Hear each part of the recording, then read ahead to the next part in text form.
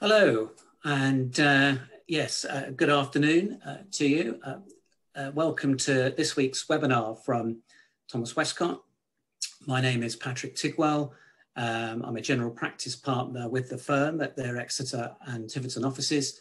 And again, it's my pleasure to be your host and presenter or one of the presenters for this afternoon's webinar. So you lucky people, you. The theme of today's webinar is starting a business during a pandemic. It's a time of sort of grim statistics, you know, in terms of the death toll from COVID and all this sort of thing, and the schools not going back until March the 8th and this sort of thing. So, but the theme today is more positive.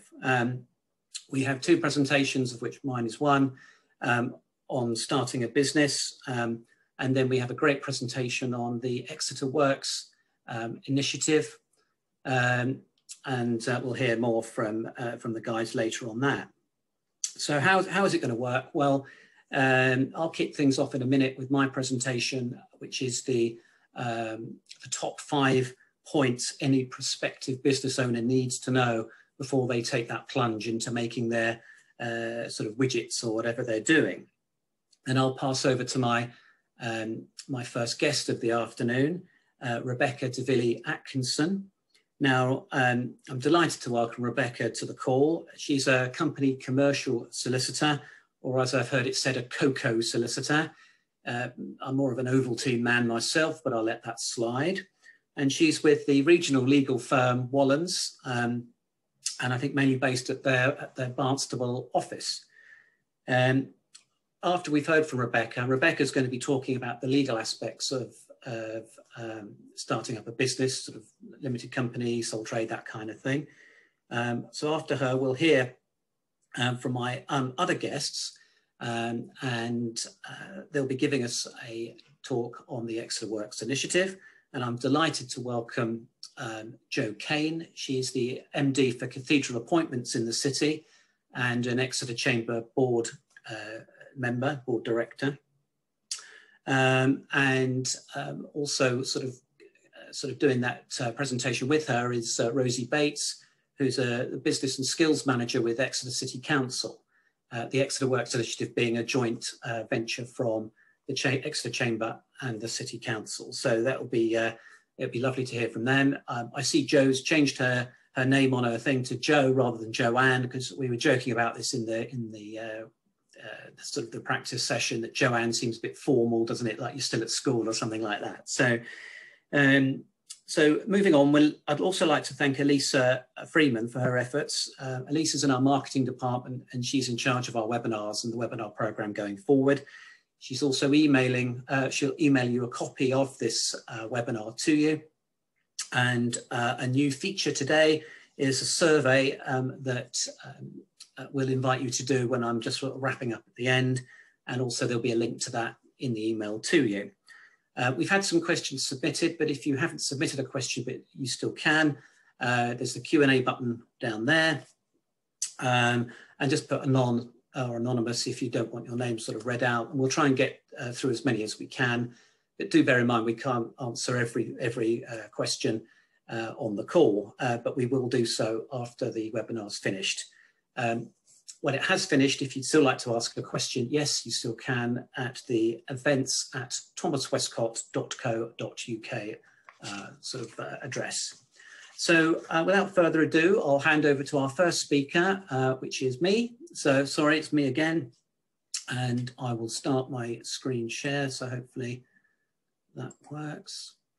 Can I get a thumbs up from the panelists? Can you see that? Is that all right? Yeah, good, cool.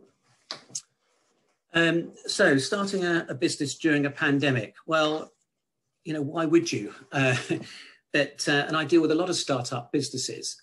But I've noticed that I noticed that after the 2008 kind of crash, that, you know, when we're sort of, even during a pandemic or during a crisis like this, there's still a lot of sort of activity. There's still a lot of drive to set up businesses. People would have been made, unfortunately, redundant. and they'll be thinking about what they do next. So it will be a good chance for them to start something, perhaps. People are at home, lockdown 3 is in action. They'll be reevaluating probably their business lives as well as their personal lives, perhaps. So again, they might be thinking of starting a business. Or it could just be simply, we're into a new year and let's go. January is always quite a good time to, to sort of to go forward with something new. And there's always lots of good things out there, and lots of good ideas. And so people will go and start businesses at this time. So I've come up with my top 5. Getting your ducks in a row, because you'd be quackers not to follow these rules. So there we are, feeble humour. And in true Thunderbird style, because I am that old. So 5, what form should your business take? 4, what finance will I need to get my business off the ground? 3, the likely cash position in the first 2 years. 2, how will the business run alongside other income sources? And 1, the most important, who will my professional advisors be? I'm probably getting blank looks for the Thunderbirds reference from the panelists, but they're not as old as me, I suspect. So, so really, the first one then is, or number 5, what form should the business take? That's you in the middle there. And you generally have the 3 sort of main options are a sole trade, a partnership, or a limited company. Now, a sole trade, it's the cheapest and easiest to sort of set up. You can do it through the government gateway account. It's the cheapest and simplest to operate because you can do it through the government gateway account. And you won't be sort of surprised to learn it's also the cheapest and simplest to cease if you've decided you've actually had enough and you want to do something else. So it's good like that. And very often business owners have a lot to think about when they're first starting out, so they want to keep it simple. So that is a good advantage, really. The disadvantages, however, and I suspect Rebecca will be touching on this as well, is that you have unlimited liability. So you could, if you're sued, your personal assets are at risk, your home or car or something like that. Also, any profits you make are, in your tax computation, are added to your other income. So if, for example, you've got a military pension, you've come out of the forces, and your military pension is almost taking you up to a higher rate, and then on the other hand, you have kind of, say, 20 grand of business profits, that could easily push you into the higher rate limit, and then obviously you've got a higher rate tax bill to pay. So what else could you do? You could form a partnership. So again, it is relatively simple and cheap and simple to set up, a little bit more complicated, but you do, 2 heads are better than 1. And you can generally amend the profit share and split the profits between the parties involved. The disadvantages, though, again, you've got the unlimited liability. So partners are jointly and severally liable, that's the phrase, for the debts of the business. Again, any profit share is added to the other income. So that could obviously, again, force you into the higher rate. And you've got the added compliance of a partnership tax return to do. And quite honestly, you might fall out with your business partner. I've seen it happen a lot of times, and yeah, it's never pleasant. So that's that. And then finally, limited company, as the name suggests, you enjoy limited liability. So if the company's sued, then as long as you've been, as a director, you've been operating the company in a responsible way, you won't be personally liable. The profits can be sheltered, obviously in a low tax regime, corporation tax rate 19% at the moment, although possibly going up in the budget or later in the year. But what it does mean is that if you do have other income over here, that's obviously taxed on you personally, but your business income through your company will be taxed separately, and you could, overall pay less tax. In terms of the tax advantages, it used to be better than it is now, quite honestly. but the government have put tax on dividends now, and what it means, our head of tax, actually Mark Tibbett, has estimated that, you know, to have this tax advantage, you need about £50,000 of profit. So that's not turnover, it's the actual profit. The disadvantages with companies, it's more expensive to start them, especially if you use professional advice. But I do recommend you do, because a number of times I've had to deal with clients who've come in and said, yeah, brightly, they've set up their own company. And then you think, oh God, you know, then you've got to go to a commercial solicitor like Rebecca and say, look, can you put in this share class or amend that? Or so set it up in the right way to start with. It costs a bit more, but it's worth it. But there is a cost, you see. So they're also relatively more expensive to operate. You've got to do sort of the compliance costs of a compliance, you know, a confirmation statement and the actual year-end accounts. You know, it's not just a couple of pages, it's very often 6 or 7 pages or something like this. So there's more costs of operating it. And if you decide you've had enough, you've got to go through a formal process of striking it off or liquidating it. And there's more costs there. Also, some people do struggle with the whole concept of the company having a legal identity separate from them. You know, they're a director shareholder, they think, right, you know, it's my company, my money, but it's not the case. It's the company's money. And okay, they can get the money out, but it's got to be done in the right way. So they do struggle with it, you know, it's my company, it's my money kind of argument. So that's just a whistle-stop tour really through that sort of that point. Again, with all of these, you know, I would advise that you talk to your professional advisor about, when you're thinking about this, about what sort of business vehicle would be the most appropriate for you. So what finance will I need to get the business off the ground? And just listed some there. The 2 questions you need to ask yourself here are, how much do you need and how will you source it? So, you know, I've said there, personal overdraft, personal credit cards, they're expensive finance. So try and avoid those if you can, but equally most or a lot of business owners starting out won't really have a choice. They've got to use something like that, but there we are.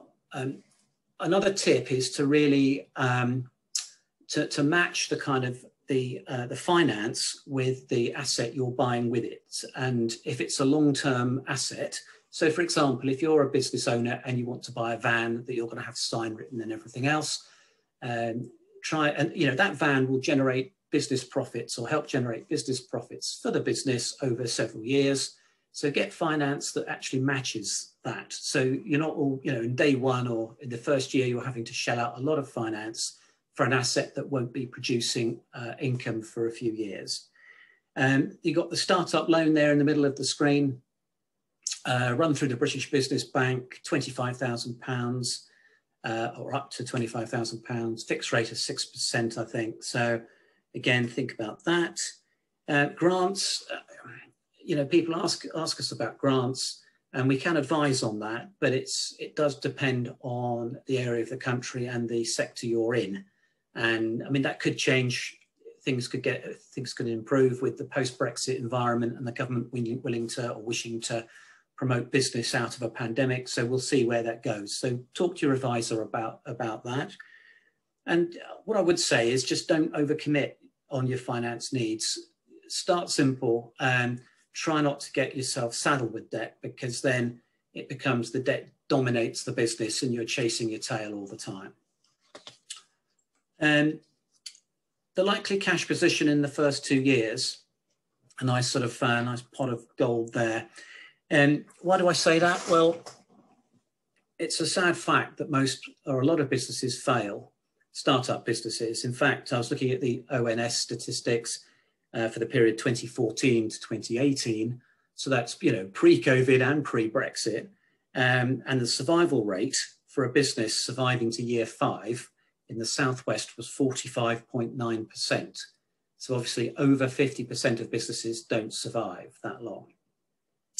And in fact, the Southwest was the best area. In London, it's just over 39% survive. So And why is that? Normally they run out of money, and they haven't, and what you need to really think about as a business, prospective business, is to get a business plan sorted, and not just in your mind and winging it, actually write it down, commit it to paper or a soft copy on an Excel spreadsheet or on PowerPoint or whatever it is, and let somebody, you know, a critical friend, criticize it, and you know, maybe speak to your bank or your financial advisor, your accountant, or a friend who's got some financial acumen there, and just see what they think. You know, do a cash flow, identify the pinch points in the first 2 years, because if you're sorted for cash in that time, you've got a much better chance of then surviving beyond the 5 years and actually developing your business into something, you know, long term. You know, sort of explain, if you've got sort of this great idea of a widget, you know, well, explain to somebody neutral or fairly neutral why the market needs that, you know, and how are you going to get it to the market? Who are your customers? Who are your suppliers going to be? How are you going to finance it? All these kind of strands. Again, you know, talk to somebody like myself. We can help with that process. And then 2, how will the business run alongside other income sources? So this is quite common because many business owners, when they start a new business, they have a business already, or they have income already, maybe a full-time job. So the 2 things there is, firstly, managing the process of, you know, if the job's here and the income-wise and the business is here, it's managing that kind of transition between the 2. And then secondly, it's managing the cumulative tax effect of adding your business income with your sort of employed income or other income over here. So it's a tricky process, and the first couple of years or so can be tricky like that. So do take advice on that, because what you don't want to do is give up your day job too soon, but equally you need to kind of concentrate on your new business to get it off the ground. So there is this sort of balance to take. And then finally, and there actually I've just I should have sort of moved on a slide. These are potential other sources of income you could have, you know, pension income or employment. And just to bear that in mind, really, you could get a hefty tax bill if you don't plan carefully. And then finally, you know, who will my professional advisors be? Well, Thomas Westcott, of course. But, you know, being serious, your professional advisors will include your accountant, your solicitor, the bank, financial advisor, and other business advisory, business services. For example, you know, Jo with her day business cathedral appointments. So on this one, I mean, having the right advisors is key, because everything else comes from that. You know, they'll give you feedback on things you're not sure of, and they'll help you sort of make the right decisions at the right time. I would say, wouldn't I, but I do believe that the most important advisor is your accountant. It's because we're relationship based, we're not transactional based. So, you know, you've got an accountant all the time, and really develop, though, with all your advisors, develop a proper 2-way sort of communication. So it's not just like once a year you kind of tap into your accountant and then go away again. You know, talk to them all the time, and get from them the advice that you need to develop your business. So that's it from me. This is the thank you slide with a disclaimer that if everything I've said is complete trash, then you can't blame Thomas Westcott. So, but I'll stop sharing my screen at that point, and I will hand over to Rebecca for her session. So, Rebecca, over to you. Thank you. Thanks, Patrick. So, as Patrick said, I'm a company commercial solicitor at Wollens, and I've just put together a few points that I think it's important for people, you know, startup businesses to consider, particularly starting a business in a pandemic. So we'll go from there. So as Patrick highlighted in his point 5, it's important to decide on your business structure first and foremost. And he covered the main ones there, so sole trader, partnership, and limited liability company. And once you've done that, it's then important to consider the kind of contractual element of that. So putting together a contractual agreement that sets out the rights and responsibilities of each party involved. I know that a lot of the time at the outset of a transaction, everybody's excited to get a business started, everyone's excited to get going, but it's not always later on down the line that everyone's on the same page. So I would recommend thinking about putting a contractual agreement in place, just as an insurance policy really for later on down the line. So the most common agreements that we see are partnership agreements and shareholder agreements. So if you've decided to set up a partnership, unless you agree otherwise, the law implies certain terms into the governing of the relationship. So, for example, all profits would be split equally unless stated otherwise, which might not be ideal if you've got a partnership, for example, where somebody's put in 60% of the capital contribution and somebody's put in 40. So it's just wise to have a think about putting in an agreement to deal with those issues. I'll throw some examples out of some things that can be dealt with by way of a partnership agreement. So as I've touched upon, any contribution of capital, and then whether that varies from partner to partner, which is quite common. Ownership of assets, so whether individual partners own certain assets that are used in the partnership or whether they're partnership assets. And that can even include intellectual property. So you might have one partner who has an idea that they might want to license to the partnership. Also things like the amount of time partners spend working in the business. You might not all contribute the same level of input, and so to avoid any dispute about that later on down the line, set it out from the beginning. And how profits and losses will be borne, that's also quite important, and again could be the subject of a dispute if you don't iron it out at the beginning. Similarly, for limited companies, sorry about this. Similarly, for limited companies, the an agreement is ideal to put in place just because then you can govern what is likely to happen. So kind of things that you deal with there are the extent to which shareholders are able to have other interests other than the company, list of decisions that can be made without shareholder input, and also perhaps decisions that you would want full unanimous shareholder decision on. Also, for example, dealing with the instance that a shareholder would want to sell their shares, what that would look like, whether there's any right of first refusal to other shareholders and things like that.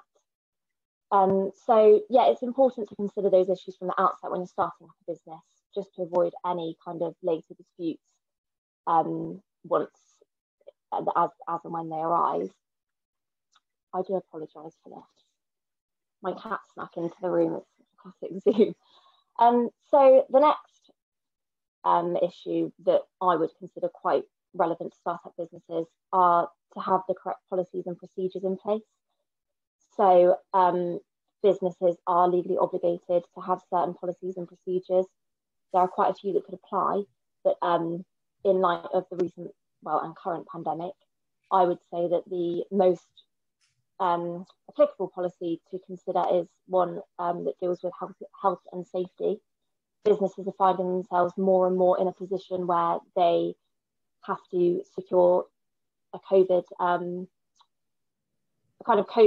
compliant workplace, and the government have said that they are doing spot checks.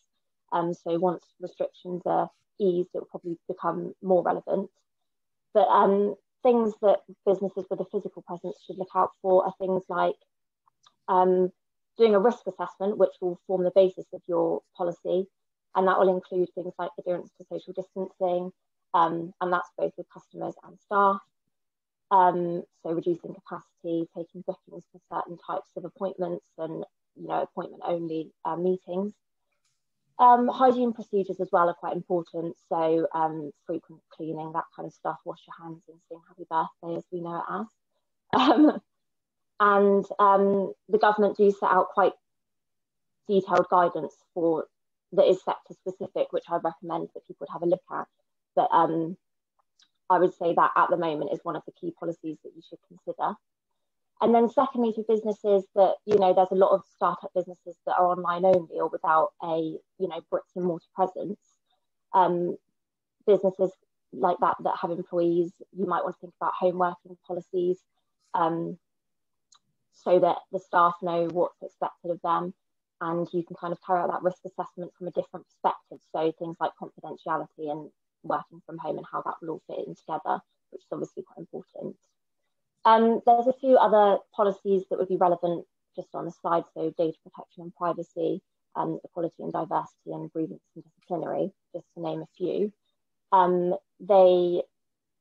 Again, you can get policies that are sector specific, and a lot are focused on employment based, but I think startup businesses, if you have good policies in place from the outset, then it just avoids running into issues down the line, and so it's important to consider from the get-go.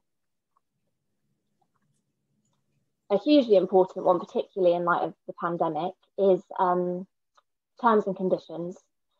Whatever type of business you're going to set up, it's going to involve dealing with clients and customers, providing goods or services. And so a kind of legal implication of that is that you need to decide and be clear about what terms you're willing to deal with, customers, clients, contacts on. And I think during the first lockdown and the initial announcement of COVID, I saw a trend that a lot of businesses didn't have terms and conditions, or perhaps didn't have terms and conditions that were very clear, and that did cause problems for a few people. And it's just important to make sure you do have a good set of terms and conditions. So not only is it important that you have standard terms and conditions, but it's also important that you have terms and conditions that reflect the government guidance and also the Competition and Markets Authority guidance. So essentially, the government guidance is aimed at business-to-business transactions. And so that would be, for example, you as a business and your supplier. They're just encouraging businesses to act fairly and reasonably in light of the circumstances. So, for example, payment terms, trying to keep on top of payments to assist with other businesses' cash flow, and considering any kind of release or extensions of time that you can allow for if contractual performance is delayed or prevented in any other way due to lockdown restrictions and things like that. There's also the Competition and Markets Authority guidance, that relates to consumers only, and this is quite relevant for any business going forward, but particularly if you're starting a business and trying to nail your terms and conditions down. The broad view is that if a contract cannot be performed due to lockdown restrictions and lockdown laws, then businesses should offer full refunds going forward. And I think that's important. As a startup business, you're aware of that, so that you can, make allowances for potential refunds that you may have to give in the future. This does differ. So, for example, if the customer's already received part of that service, then they're only entitled to a qualified refund. And the guidance differs, for example, to contracts that can only be partially performed or subscription services. So the point really is, while terms and conditions are important, it's equally important to consider your terms and conditions in light of the current pandemic and in light of current guidance. It's just to increase the likelihood of enforceability and to ensure that, one, you know what to expect, two, whoever you're dealing with knows what to expect, and three, that if there is a dispute about those terms and conditions in the future, complying with the relevant guidance just means that it's likely that they're more likely to be enforceable. So, that does curb the costs later on down the line in terms of things like litigation and claims being brought. So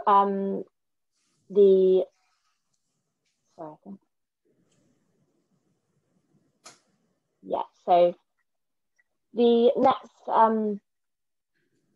element that is important to startup businesses is data protection. So if you're starting a business in the pandemic, there is the NHS Track and Trace scheme, which is now an obligation for businesses to comply with. And this means that more businesses are processing personal data, and the rules around the NHS Track and Trace system aren't the same as general GDPR rules. So it's important that you kind of consider these rules from the outset, because there are hefty fines that are associated with them. So I think the fines go up to about £10,000. So just a broad overview of what's expected for people using the Track and Trace scheme. You should only collect personal data specifically for the contact tracing. You shouldn't be using marketing. You shouldn't be using the data for marketing or anything of that kind of nature. The government have recommended that the data collected is just things like names, contact number, dates and times of visits, if you're, for example, a restaurant, a shop, a gym, anything like that. The data can only be held for as long as it's needed, and it's recommended that is only for 21 days to coincide with the incubation period of the virus, which that is different to the usual data protection regulations, which are slightly less restrictive. And people must be notified. And so whether that's a sign or in your terms and conditions, it's just to make sure that people are aware of what you're doing when you're complying with the government Track and Trace scheme. And again, as I said, it's just important if you're starting a business to know and be aware of this from the outset, because you don't want, it can be difficult starting up a business. You're putting all that capital into the business. You then don't want to end up with a fine and things like that. So it's good to be aware of from the get-go. And then for other businesses that are, for example, not bricks and mortar based, so don't have footfall coming in and out, there's the regular data protection laws, which have been transposed into the UK laws post Brexit on the 31st of December. And they're quite long, they're quite technical, but for a kind of broad and general view, the data has to be stored lawfully. So there are various grounds within the regulations that you can that can justify you storing the data, and they have to be processed fairly and transparently. So it's all about making the data subject, or the person whose data you're collecting, your customer, your client, aware of what you're going to be using their data for, and just being aware of that. Again, I think the penalties for data protection can be based on profit and turnover, so they can be quite hefty as well. And then we've got funding, which Patrick also mentioned. From a legal perspective, a lot of startup businesses do get their startup loans or finance their startups by way of loans. And so I would just say that it's important from a legal perspective to know exactly what you're taking on, particularly in light of the recent pandemic and the fact that there are perhaps redundancies and things taking place. Banks can be a bit shaky and sometimes unwilling to lend. So they might ask, for example, if you're a limited liability company, they might ask the directors to give a personal guarantee. And that's where the director personally guarantees the loan, so that should the lender not be able to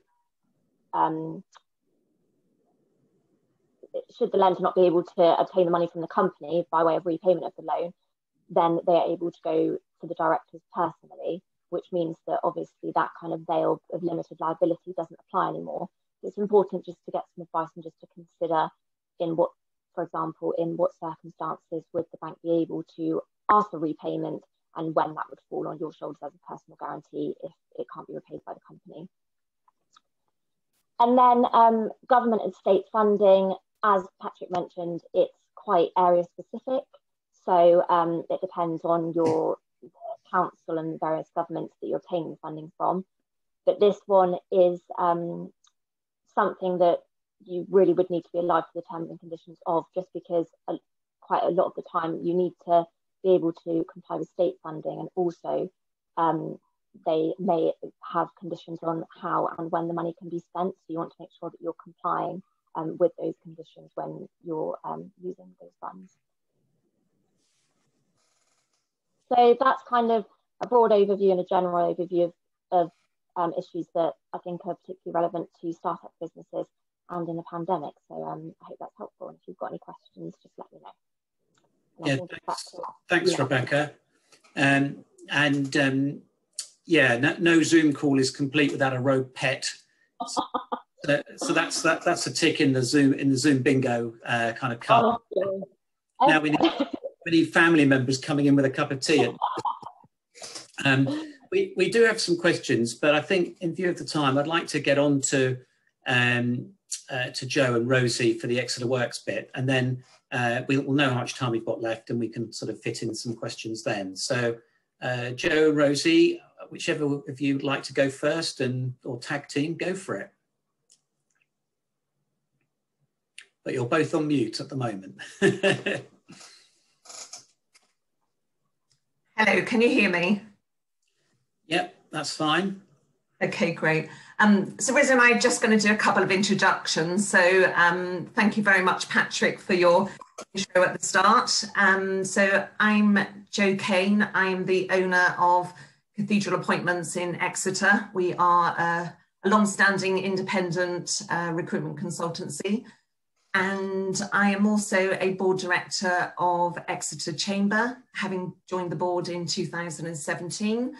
I've been actively involved in working with the local business community, and our members are actually quite a varied group of SMEs and one-man bands as well.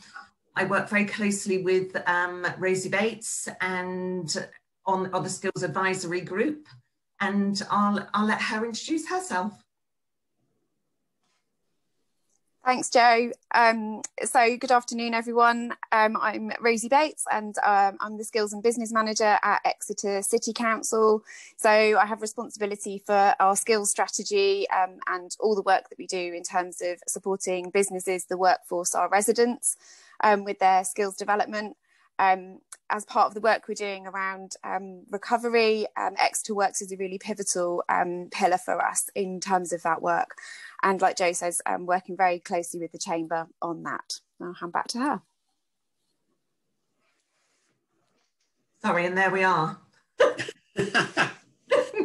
Nice photos, ladies. Thank you. I don't think I'd quite worked out how to move the slide on, so you have to bear with me in terms of my technical ability. If I can get it onto the next slide now. Oh, no. Okay. No. So just to say, first of all, I am a business owner, and I know the challenges of running a business. I also know that it's a very rewarding thing to do. And I think one thing this pandemic has taught so many people is that maybe it's a time for reflection and to think about what you really want from your life. And I personally have spoken to a number of individuals who have decided to completely stop doing what they've been doing for years, really looking at their whole lifestyle. Some have given up very, very lucrative careers just to follow their dreams. Some people have stayed within the same line of work, so they may well have set up as business consultants, as HR consultants, or they might have done something completely different. I've spoken to people that have had really high-flying jobs and then have decided to set themselves up as a gardener and things like that. So it really has been a time for reflection for so many people.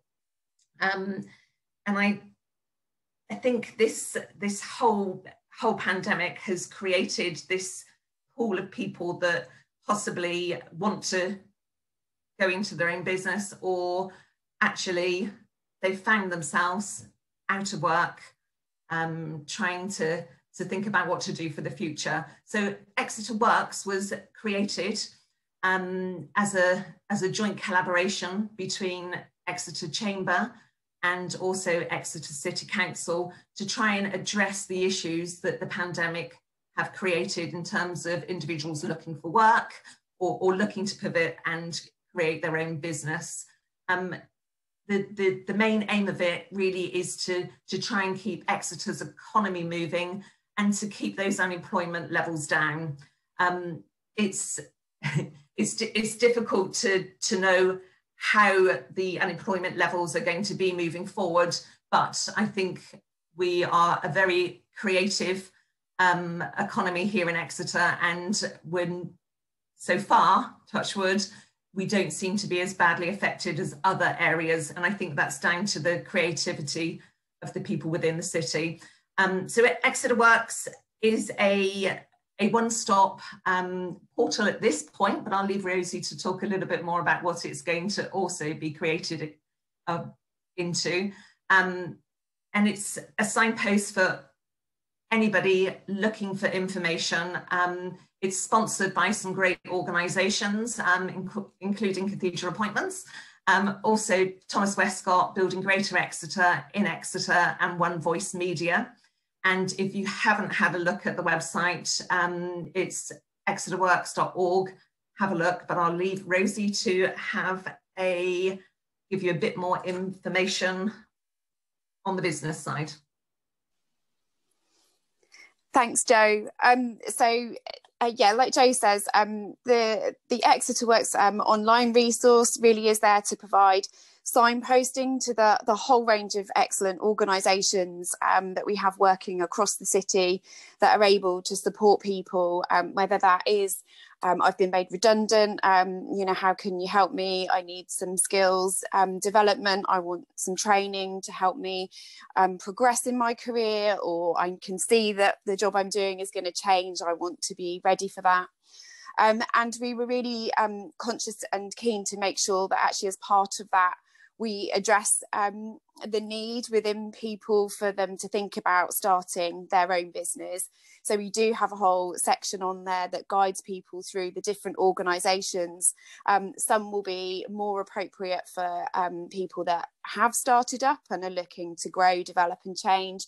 And others are very much appropriate for those people thinking about those first steps. So we've got people, we also then have a section, as this slide shows, that for those businesses that are existing, to help them with things like how can they get more talent into their business, how do they develop their workforce, accessing finance and those sorts of things.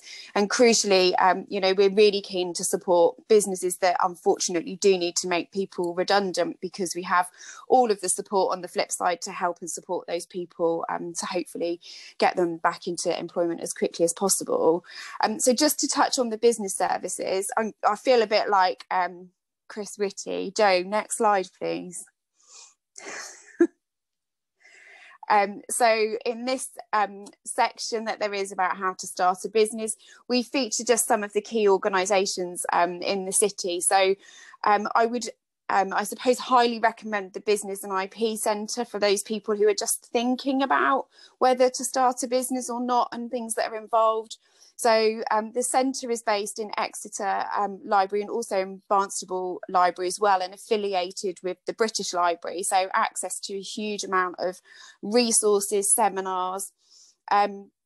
And they've just had some funding into the centre in Devon. So there's a really excellent programme of different seminars and workshops on all sorts of different topics that explore all the elements about starting your business, thinking about marketing, thinking about who your customer base are going to be, and access to a range of online databases will help you to really kind of interrogate what your market could look like. And they're offering one-to-one sessions there as well, completely free service. But actually, I think providing that real kind of, I suppose, entry level, great starting point for people who just want to explore whether actually their idea has got legs and has got potential and would fly. The heart of the Southwest Growth Hub. So this is the government delivery of business support. So this does tend to look much more at those businesses that are in a position of wanting to grow and to develop. But they tend to have access to different funding streams, different grant pots, those kind of things. So it's an excellent resource there for supporting businesses. If anyone is interested in social enterprise and social business, then we have a social network here in Exeter called Essence, who really are about supporting those people that want to develop their businesses in that way. They have a great membership and a great kind of network there in terms of being able to support people that are very much interested in a business that will deliver socially and for the community. Federation of Small Businesses, I'm sure a lot of you will have heard of. So again, different experts, access to different support and services. And then the Set Squared Partnership, which is part of the university, but very much looking at high growth development and potential. So those are just a bit of a whistle stop in terms of some of those services that we highlight. We're adding to our resources all of the time. The website is very much about signposting, but we will have an exciting development around the Exeter Works project in the next couple of months. So it's always been an ambition, I think, since Joe and I talked about this last summer, that we actually want to create a physical hub, a space in Exeter city centre that will enable people that want to come in and seek advice and support, whether that is about employment, about jobs, about training, and equally about where can I get that business support. So we will be soon announcing that we're going to have that physical space. So yeah, fingers crossed, touching wood, and you know, everything crossed around national restrictions and the ability to be able to do that.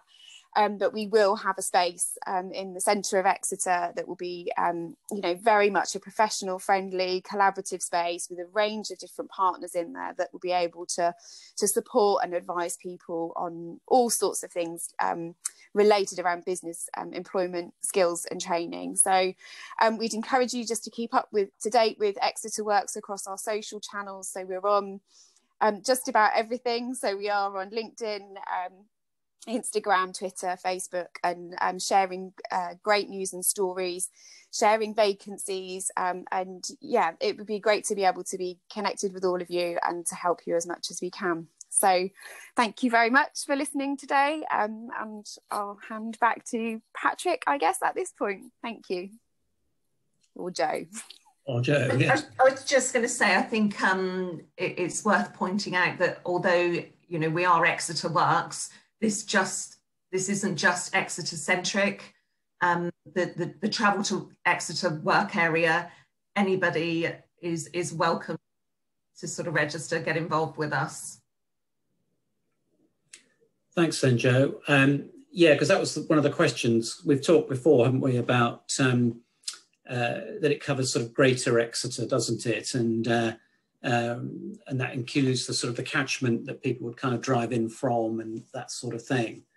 Would there be, obviously we've got time for a few questions and everything, sticking with obviously Exeter Works, I mean, would there be any costs involved if you go along? I know it's a sort of online resource as well as hopefully a physical resource, but are there any costs that you, the potential person would incur? The guidance, the signposting is all free. Yeah. There's no cost. Obviously, if individual were to engage with any of the organisations, we wouldn't be able to say what those costs were there, but to actually use the resource of Exeter Works and the hub when that opens, there is no cost. Yeah. And I was going to ask if there's any grants available for it, because obviously the collaboration with the City Council, but I guess it depends on what sort of area you're going for and that sort of thing, isn't it? So it might be if you're flagged towards the Growth Hub, Heart of the Southwest, then that's different from obviously the IP centre. Would that be right? Shall I just respond on grants just quickly? Yeah, so there's lots of different funding opportunities around and out there at the moment. So the Growth Hub's very good at helping people to navigate through those. And also all of the local authorities currently have access to a pot of funding. that is linked with the business grants that are available currently, and there is a discretionary pot that we are able to use for business support activities.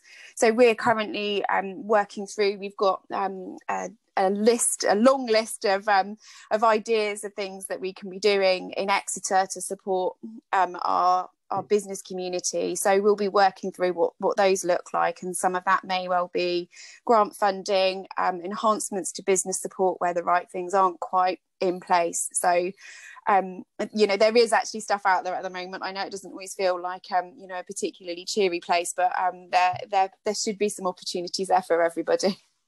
Excellent, that's great. Jo, could you stop sharing your screen, and then we can just have a few questions to the various panelists.